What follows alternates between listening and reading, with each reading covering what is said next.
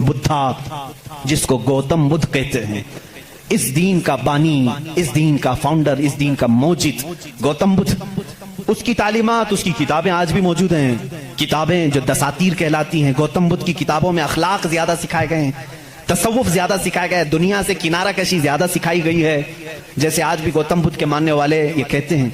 عیسائیوں میں جس طرح فرقے ہوئے، اسی طرح بدھ مت میں بھی فرقے ہوئے، اس میں سے جیسے کچھ ننگے رہنے والے، کچھ لوگ کپڑے پہننے والے، کچھ پوری دنیا کو چھوڑنے والے، کچھ دنیا میں سے تھوڑا چکھنے والے، سب طرح کے ہوئے۔ لیکن گوتم بدھ کی جو تعلیمات تھی وہ دنیا سے کنارہ کشی کے لیے تھی۔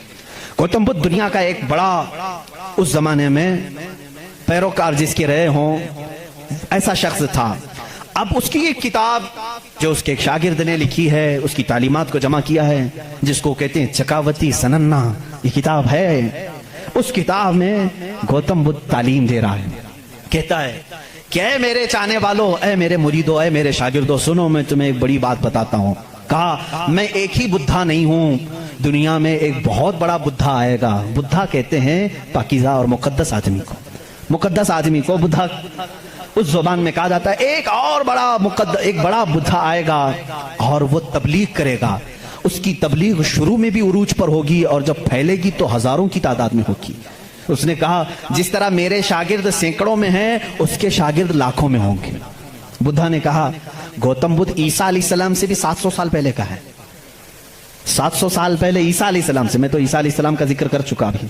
گوتم بدھ کی تعلیمات میں یہ ہے، کتاب آج بھی ہے چکاوتی سننا جس کا میں ذکر کر رہا ہوں، جس میں ایک لفظ اس نے کہا کہ ایک شخص آئے گا جو لوگوں کے دلوں کو بدل دے گا، لوگوں کو برے اخلاق سے نکالے گا، وہ شراب کو منع کرے گا اور وہ لوگوں کی جانوں کو بچائے گا، وہ عورتوں کی عزت کرے گا اور وہ نہایت ہی حسین و جمیل ہوگا۔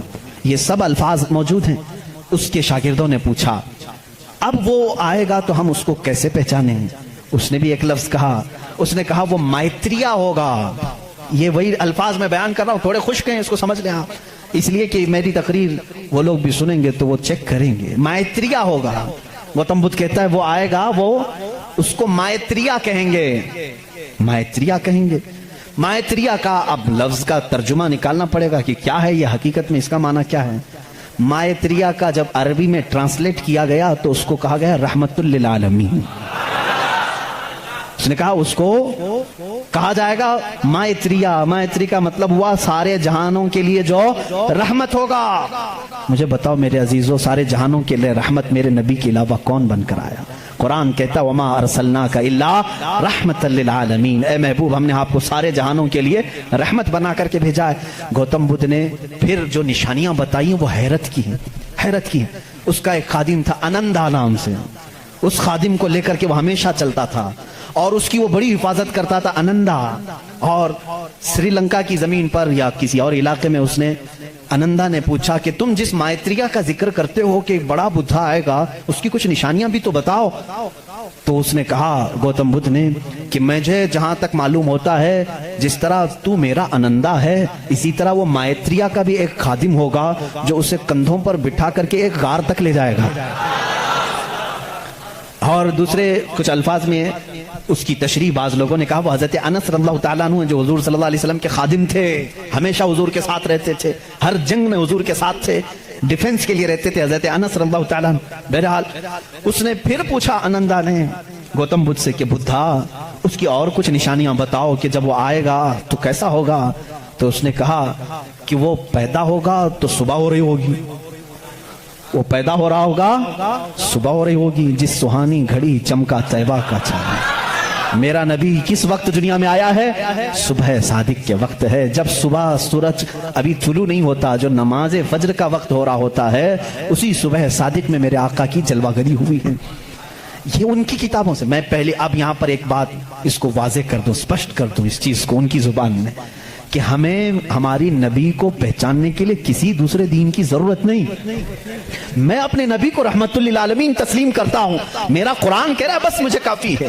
میں تو تم سے کہہ رہا ہوں، ان لوگوں سے جس کو تم مقدس مانتے ہو، چلو ہم انہی کو اٹھا کر تمہیں بتائیں۔ ظاہر سی بات ہے الفضل لما شہد بہ الاعداء، عربی میں کہا جاتا ہے فضیلت تو اس کی ہے جس کی دشمن بھی گواہی دیتے ہیں۔ اب بدھا یہ کہتا ہے، گوتم بدھ یہ کہتا ہے کہ وہ بدھا آئے گا تو وقت صبح کا ہو رہا ہوگا۔ پھر کہا اس نے کہ اس کی ایک اور علامت میں تمہیں بتاؤں کہ اس کو بہت بڑی بصیرت ملے گی، بہت بڑی بصیرت، نالج اس کے پاس بہت بڑا آئے گا، اتنا بڑا آئے گا کہ وہ اس نالج سے پوری دنیا کو دیکھے گا، اتنا نالج اس کے پاس، میں اس کو بصیرت کو نالج کہہ رہا ہوں، اتنی فہم اتنی ادراک اس کو ملے گی۔ یہ گوتم بدھ کہہ رہا ہے اپنے خادم سے، آنندا سے، کہ اتنی نالج اس کو ملے گی کہ اس سے وہ پوری دنیا کو دیکھے گا اور اسی سے وہ پوری دنیا کے نظام کو چلانے کی بات کرے گا۔ لیکن اس کی علامت یہ ہوگی کہ وہ جو نالج، وہ جو بصیرت اس کو ملے گی اس بدھا کو، وہ رات کے وقت ملے گی۔ وہ کب ملے گی؟ رات کے وقت ملے گی۔ میں یہ کہتا ہوں جس بصیرت کا وہ ذکر کر رہا تھا میرے مصطفیٰ کے لیے، وہ قرآن پاک ہے، اور وہ نازل ہوا ہے، قرآن خود کہتا ہے اِنَّا أَنزَلْنَاهُ فِي لَيْلَةِ الْقَدْرِ، ہم نے قرآن کو نازل کیا ہے، کب نازل کیا ہے؟ لیلۃ القدر میں، رات کے وقت نازل کیا ہے۔ گوتم بدھ کہہ رہا ہے اسے ایک بصیرت ملے گی، بہت بڑی نالج ملے گی، اور وہ رات کے وقت ملے گی، اور وہ رات بہت چمکدار ہوگی۔ وہی تو ہمارا قرآن کہہ رہا ہے لیلۃ القدر خیر من الف شہر، اس رات کو تم کیا جانو، وہ یہ ایک رات 1000 مہینوں سے بہتر ہے۔ رات کے وقت بصیرت ملی۔ تیسری اور ایک اس نے علامت بتائی، اس کے خادموں نے بہت پوچھا، انہوں نے پوچھا اچھا کیا باقی بدھوں کے لیے پوچھا، اور اس نے کہا کہ اس کی ایک اور علامت تم دیکھو کہ وہ مائتریہ جو ہے، وہ جو سب سے بڑا بدھا ہوگا، وہ جب دنیا سے جا رہا ہوگا تو وہ اور بھی رات کا وقت ہوگا، دنیا سے جا رہا ہوگا وہ بھی رات کا وقت ہوگا، لیکن اس کے چلے جانے کے بعد کوئی اس جیسا بدھا قیامت باقی کبھی نہیں آئے گا، کبھی نہیں آئے گا، اور اس رات اندھیرا ہوگا۔ یہ سب اس نے، یہ چکاوتی سننا جو کتاب میں بتا رہا ہوں اس میں، اور کچھ دساتیر ہیں اس میں یہ باتیں بیان کی گئیں۔ اب میں آپ کو بتاؤں وفات رسول کے متعلق، میرے آقا صلی اللہ تعالیٰ علیہ وسلم جس وقت دنیا سے رخصت ہو رہے تھے، ماں عائشہ صدیقہ رضی اللہ تعالیٰ عنہا اس کی گواہ ہیں، وہ پیر کا دن تھا، شام ہو چکی تھی، رات کا وقت تھا، بعض روایات میں ہے۔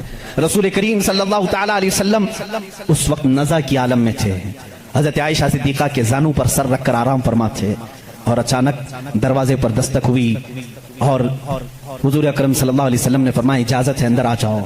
حضرت عائشہ نے کہا کون ہے جو اندر آ رہا ہے، اس حالت میں آپ کی تکلیف ہے ابھی؟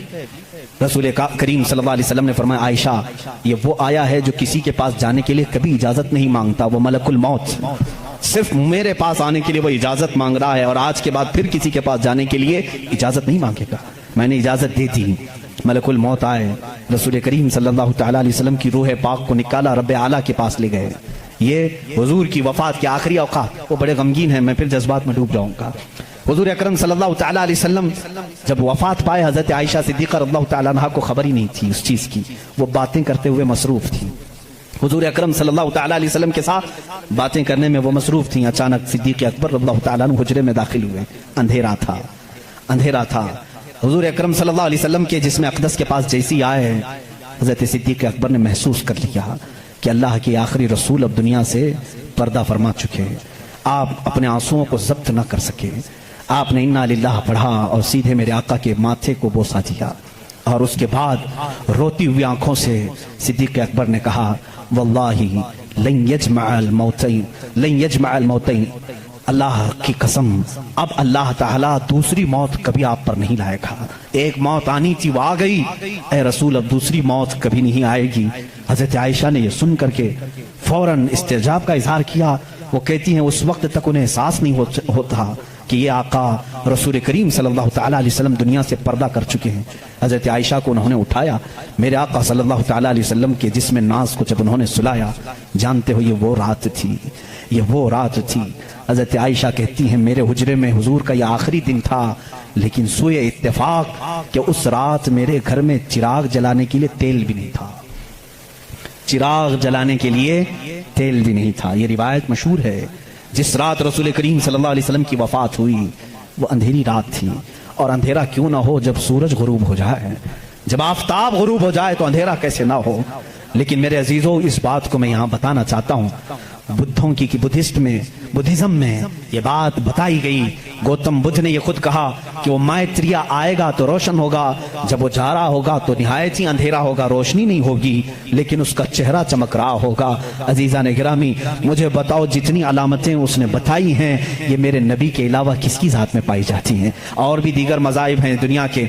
वक्त निकल गया। जरदश्ती मजहब जो मजूसी हैं, इनकी भी किताब है ज़ंदावस्ता नाम से। ये फारसी के लोग थे, ईरानी असल थे, आग की पूजा करते थे। उनकी किताब में भी लिखा है, पारसियों की किताब में लिखा गया है कि एक नबी आएगा जो अरब में पैदा होगा, वो आग को बुझा देगा और काबे की तरफ सारे लोगों के मुंह को मोड़ देगा। उसने कहा उस वक्त तक लोगों का किबला काबा नहीं था, बैतुल मुकद्दस की तरफ मुंह करके पढ़ते थे। ज़ंदावस्ता किताब ये पारसियों की किताब है जिसमें ये जरदश्ती मजहब को मानते हैं। वो उसमें बशारत दी गई है, एक नबी आएगा, अरब में पैदा होगा, आग को बुझा देगा और सारे लोगों का मुंह काबे की तरफ फेर देगा। मुझे बताओ, काबे की तरफ किसी और नबी ने नहीं फेरा, बल्कि मुस्तफ़ा करीम सल्लल्लाहु तआला अलैहि वसल्लम जब मदीना तैयबा तशरीफ लाए, उस वक्त भी लोगों का किबला बैतुल मुकद्दस था। बैतुल मुकद्दस किबला था। हुजूर सल्लल्लाहु अलैहि वसल्लम 17 महीने तक बैतुल मुकद्दस की तरफ मुंह करके नमाज पढ़ाते रहे। मदीना तैयबा में एक इलाका है आज भी, वहां जहां आज मस्जिद किबलतैन बनी हुई है, वहां मेरे आका सल्लल्लाहु अलैहि वसल्लम जोहर की नमाज पढ़ा रहे थे। 2 रकात हो चुकी थी। बैतुल मुकद्दस इस तरफ है, खाने काबा इस तरफ है, दोनों अपोजिट साइड में है। बैतुल मुकद्दस की तरफ मुंह करके मेरे आका इमाम है, नमाज पढ़ा रहे हैं, पीछे सहाबा की सफें। 2 रकात हुई थी। हुजूर के दिल में यह ख्याल आने लगा, काश हमारा चेहरा काबे की तरफ होता तो अच्छा होता। बैतुल मुकद्दस भी अफजल है, लेकिन काबा वो है जहां मेरे आका की विलादत हुई है। मेरे आका का आबाई वतन हुजूर काबे से निहायत मोहब्बत करते थे। अगर हमारा किबला, हमारे चेहरे का रुख उस तरफ होता तो ज्यादा अच्छा होता। ये दिल में ख्याल करके मेरे आका आसमान की तरफ यूं देख रहे थे। कब? नमाज की हालत में। 2 रकात हो चुकी है। दूसरे पारे का पहला सफा है। रब ताला ने उसी वक्त जिब्राइल को आयत देकर भेजा, फलनुवल्लियन्नका क़िबलतन तर्दाहा। आयत कहती है, कद नरा तक़ल्लुब वजहिका फ़िस समा। ऐ महबूब, हम आपका आसमान की तरफ चेहरा उठाना देख रहे हैं, हम अनकरीब आपके चेहरे को उसी तरफ फेरेंगे जहां आपकी खुशी है। इतनी आयत ही नहीं आई, इतनी आयत नहीं आई। उसके फौरन बाद दूसरी उसी आयत में जिब्राइल अमीन ये आयत लेकर के आए, फवल्ली वजहक शतरल मस्जिदिल हराम। ऐ नबी, देर किस बात की, असर में नहीं, अभी आप अपना चेहरा काबे की तरफ फरमाएं। खाने काबा की तरफ सारे लोगों का किबला बदल गया। देखो उस रसूल की 2 रकात बैतुल मुकद्दस की तरफ हुई, आप फिर गए, सहाबा फिर पीछे हुजूर के आ गए। बल्कि एक रिवायत में हुजूर सल्लल्लाहु अलैहि वसल्लम चल करके आगे आए, आप इमाम थे और सहाबा फिर सफें। इसी तरह से वो नमाज न टूटी, न छूटी, न फूटी। हालांकि उस नमाज में रद्दो बदल हुआ, 2 रकात उस तरफ फिर करके, 2 रकात इस तरफ फिर करके। हम अगर फिरेंगे तो नमाज टूट जाएगी, वो सहाबा की नमाज टूटी नहीं, इसलिए कि इसमें दर्स है। नमाज तो असल वही है जो फरमाने मुस्तफा के ताबे हो, रसूल जिस तरफ रुख करे। और सहाबा का ये मजहब भी था। कुछ सहाबा बयान कर रहे हैं, बुखारी शरीफ की हदीस है, मुस्लिम में हदीस है। एक सहाबी से पूछा गया, हुजूर अकरम सल्लल्लाहु तआला अलैहि वसल्लम जोहर और असर की नमाज में कुछ पढ़ते थे कि नहीं पढ़ते थे? सिर्री नमाज है ना, किरात तो नहीं होती थी, लेकिन हुजूर इमाम होते, वो खुद भी खामोश खड़े होते या पढ़ते थे? ये बड़ा अजीब सवाल है ना। अब जोहर की नमाज में हुजूर कुछ पढ़ते भी थे कि नहीं पढ़ते थे? सब इमाम खामोश रहते हैं, लेकिन आपने कभी पूछा, इमाम साहब आप खामोश तो हैं, सीधे मुंह बंद करके खड़े रहते हैं या कुछ आप हल्के हल्के में पढ़ते हैं? सहाबा से किसी ने पूछा, कुछ सहाबा ने कहा नहीं हुजूर पढ़ते हैं।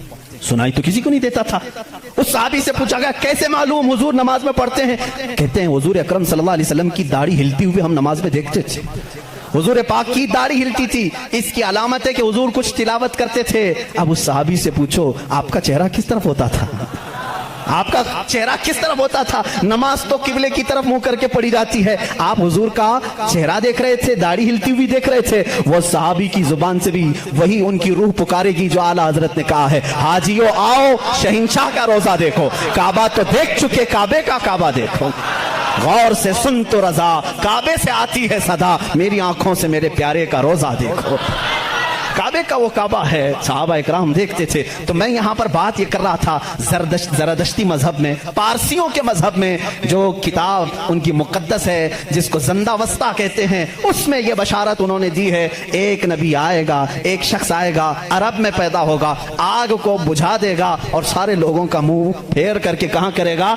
काबे की तरफ कर देगा। उन्होंने जो कहा था वो सही कहा था। वो रसूल मुहतशम सल्लल्लाहु अलैहि वसल्लम तशरीफ लाए, और जिस वक्त मेरे आका तशरीफ लाए थे, ईरान ایران میں 1000 سال سے آگ جل رہی تھی، اچانک بجھ گئی، آگ بجھ گئی. سارے کاہن اس دن پریشان تھے، اس آگ کو کبھی ہم نے بجھنے نہیں دیا تھا، آج کیسے بجھ گئی. وہی دن تھا 12 ربیع الاول کا، جب کسریٰ بادشاہ کے محل میں دراڑ پڑ گئی، جس محل کے بارے میں اس کا چیلنج تھا کہ اس کو دنیا کی کوئی طاقت گرا نہیں سکتی، وہ آج بھی موجود ہے عراق کے ایک شہر مدائن میں.